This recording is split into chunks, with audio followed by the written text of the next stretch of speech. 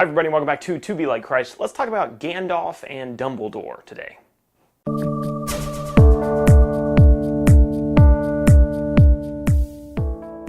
There's a lot of people who read the Old Testament and read the New Testament, and they come away with an observation that they think that the God in the Old Testament is very different from the God in the New, like they're two almost totally different characters.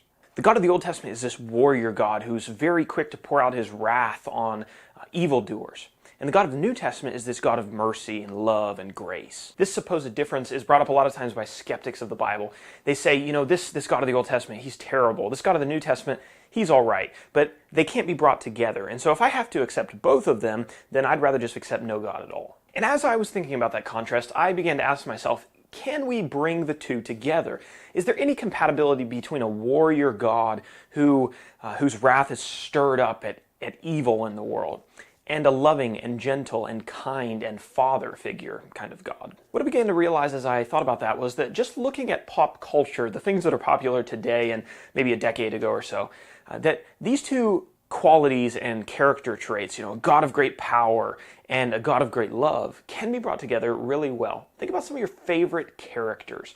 I think it's actually true that it's the characters who combine both of these things who we are most endeared to in our own culture. Think about the movie Star Wars. In Star Wars, there's kind of this one father figure who watches over all of the Jedi, and he's very gentle and he's very kind, and his name's Yoda, right?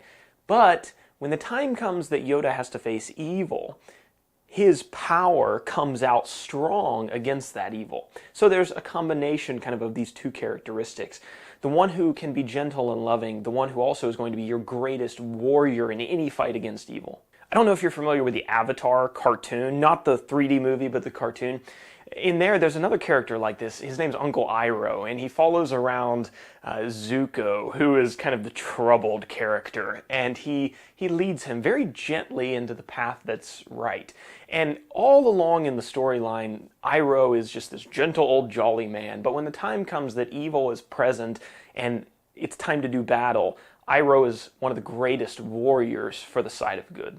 All right, think about the movie Harry Potter, the book series Harry Potter. You can probably already think of the character that I'm going to point out, and that is Dumbledore. So Dumbledore is a guide. He very gently leads people down the path of right. He's very gentle and fatherly and loving to Harry and Ron and Hermione and all the others.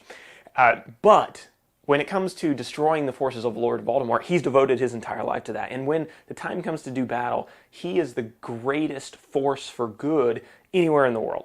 And we love him because he meshes together these characteristics. All right, and then the last and final one is Gandalf in the Lord of the Rings series. Again, same exact thing.